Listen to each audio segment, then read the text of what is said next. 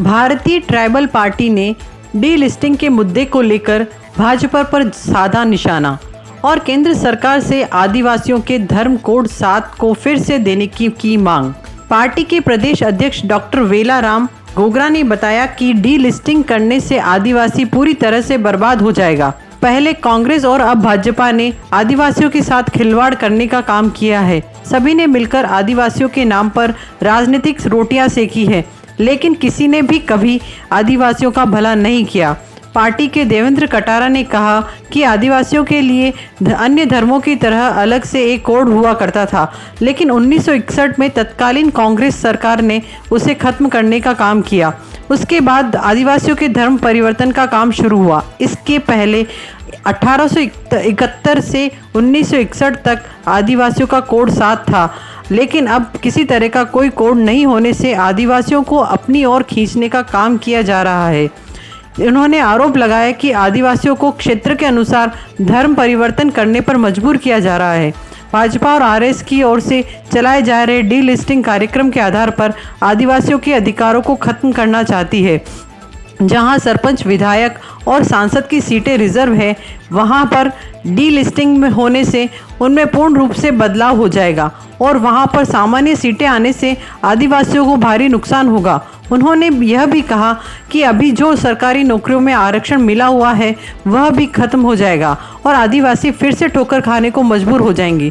BJP के राष्ट्रीय कांग्रेस कार्यकारिणी सदस्य प्रोफेसर विजय भाई मैड्डा ने कहा कि डीलिस्टिंग से आदिवासियों के लिए संविधान की धारा की 5वीं और 6ठी अनुसूची समाप्त हो जाएगी। इसके अलावा पैसा, कानून, जल, जंगल और ज़मीन से आदिवासियों को कभी भी बेदखल किया जा सकता है। आज भारतीय ट्राइबल पार्टी के तत्वाधान में प्रेस कॉन्फ्रेंस रखने का मुख्य मुद्दा है जो डीलिस्टिंग और अलग धर्म कोड की जो मुद्दा है उसको लेकर के आज ये प्रेस वार्ता की गई है। और इसमें हम सीधा सा कहना चाहते हैं कि जो डीलिस्टिंग का जो एजेंडा है भारतीय जनता पार्टी का, वो 5वीं अनुसूची को ख़त्म करने की एक महत्वपूर्ण साजिश है। जिस प्रकार से धारा 370 ख़त्म की, इसके बाद अब 5वीं अनुसूची को ख़त्म किया जाए ताकि इनकी जनसंख्या कम हो जाए और इनको जितने भी लाभ मिलने थे संवैधानिक प्रावधान में उससे महरूम किए जाने की एक साजिश है।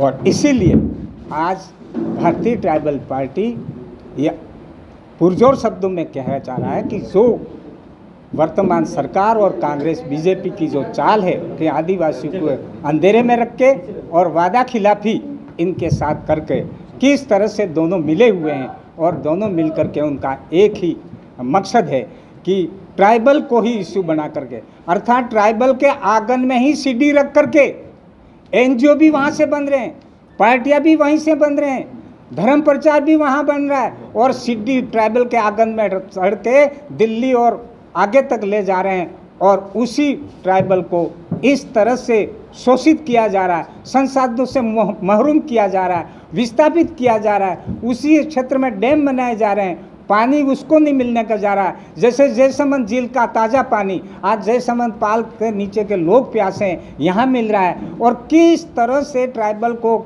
बेवकूफ़ बनाया जा रहा है या उसको इन कन्फ्यूजन डाला जा रहा है। जैसे मीना विवाद गजट नोटिफिकेशन में MINA है और हम जैसा मेरे जैसा जाके खड़ा रहा, कहा कि मैं तो मीणा हूँ तो मीणा लिखा। हम सवाल Bharatiya Janata party tribal party ये करना चाहती है कि राष्ट्रपति ने गजट नोटिफिकेशन किया, उसकी कॉपी राजस्थान सरकार के अधिकारी के टेबल पर है कि नहीं, कलेक्टर के टेबल पर है कि नहीं, तहसीलदार टेबल। जब मैंने मीणा बोला तो तुमने MINA सीधा लिखा। अर्थात ये जो विवाद खड़ा करना है इसके सारी सरकार और नेता और मिलीजुली इनकी बीजेपी कांग्रेस की मिलीजुली ये डीलिस्टिंग मूलतः इस देश में आदिवासियों की संख्या को घटा करके 244 के तहत संविधान की 5वीं और 6ठी अनुसूची के अंतर्गत आने वाले क्षेत्र हैं। जिस तरह से संविधान के अनुच्छेद 370 को हटा करके जम्मू एंड कश्मीर को ख़त्म कर दिया, इसी तरह से यहाँ शेड्यूल 244 के तहत शेड्यूल 5 और शेड्यूल 6 एरिया है इसको ख़त्म करना मूलतः उद्देश्य है। भारतीय ट्राइबल पार्टी अधर्मांतरित आदिवासियों के हितों की रक्षा करने के लिए इस डीलिस्टिंग का विरोध करती है और आदिवासी धर्म कोड की मांग करती है, क्योंकि आदिवासियों को अगर सुरक्षित, संगठित और उनके हितों की रक्षा करनी है तो एक आदिवासियों का अपना पहचान, अपना धर्म कोड नहीं होगा तब तक आदिवासी सुरक्षित नहीं होगा। क्योंकि 1961 के बाद में जिस तरह से आदिवासियों का धर्म कोड हटने के बाद जिस तरह से आदिवासियों का पतन हुआ, जिस तरह से आदिवासियों को बिखरा गया, जिस तरह से आदिवासियों का नुकसान किया गया है, अब पूरे देश में एक तरफ से आदिवासियों का रिजर्वेशन उसको खत्म करने की मुहिम चल रही है, शेड्यूल एरिया को खत्म करने की चल रही है, जनजातीय एरिया को खत्म करने की जो मुहिम जो आरएसएस के द्वारा चलाई जा रही है, वो मूलतः बीज बोया था कांग्रेस ने के सांसद कार्तिक उरांव थे जो केंद्र में मंत्री रहे हैं। उन्होंने इस विषय को एक बिल के माध्यम से पेश किया था। उसके बाद में 1970 में जब कांग्रेस की सरकार गिरी, इसके बाद से उन्होंने लगातार आदिवासियों को बांटने का काम करते रहे। आज कांग्रेस के सांसद की मुहिम को आरएसएस, भाजपा ये मिलकर के पूरे देश में एक वातावरण खड़ा कर रही है और आदिवासियों को बिल्कुल इस तरह से प्रताड़ित किया जा रहा है। अगर आदिवासी कोई अपने खुद के धर्म की बात करता है, आदिवासी अपने धर्म कोड की बात करता है, तो उन आदिवासियों को ठोकने पीटने का जो धमकियां दी जा रही हैं वो पूरी तरह से आदिवासियों को खत्म करने का एक सिलसिला है। और भारतीय ट्राइबल पार्टी एक नाम से भी ट्राइबल है और ट्राइबलों के हितों की रक्षा के लिए बिल्कुल तटस्थ है और राज्य सरकार और केंद्र सरकार से मांग करती है कि आदिवासी अब बेवकूफ़ बनने वाला नहीं है। आदिवासियों को हम संगठित करने के लिए धर्म कोड की डिमांड के साथ साथ में आदिवासी क्षेत्र को कि हम सरपंची भी बचाएंगे, प्रधानी भी बचाएंगे, प्रमुखी भी बचाएंगे और लोकसभा और विधानसभा की सीटों को जो आरक्षण खत्म करने का जो मुहिम उनकी है उस मुहिम को हम रोकेंगे, ये जनता को जागरूक करेंगे। धन्यवाद।